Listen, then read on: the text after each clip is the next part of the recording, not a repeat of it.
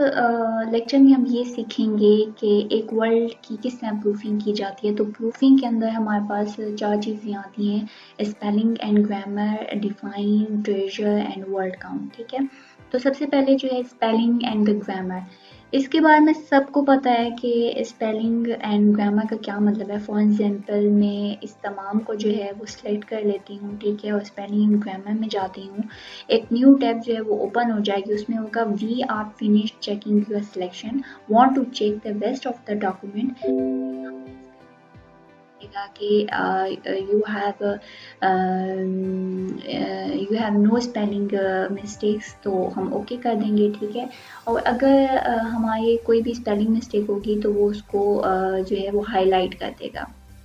तो ये होता है स्पेलिंग एंड ग्रामर का। लेकिन हमारे इस डॉक्यूमेंट के अंदर जो है वो कोई स्पेलिंग मिस्टेक्स नहीं थी, कोई ग्रामर मिस्टेक नहीं है, तो दैट्स वाई जो है वो उसने कोई इस तरह का जो है ऑप्शन नहीं दिया है।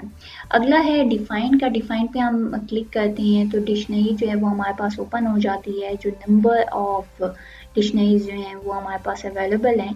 ठीक है, अगर हमारे पास नेट की गुड स्पीड है तो हम इसको डाउनलोड भी कर सकते हैं, लाइक डाउनलोड।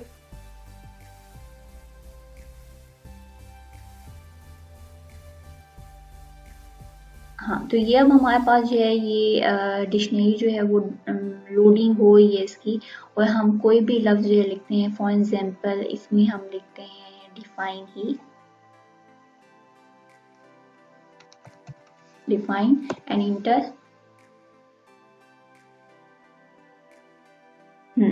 एंड हमारे पास जो उस वर्ड की जो डेफिनेशंस हैं और उसका जो यूजेज है वो आ गया। ठीक है, तो नेक्स्ट वन है ट्रेजर। ट्रेजर क्या होता है कि ट्रेजर फॉर एग्जांपल अगर हम इसको ओपन करते हैं ट्रेजर को, तो ये देखिए ये ट्रेजर जो है ये एक वोकैबुलरी के तौर के ऊपर आ जाती है कि हमारे पास बहुत सारे ऑप्शन आ जाते हैं कि किस तरह जो है इसको बोलना है।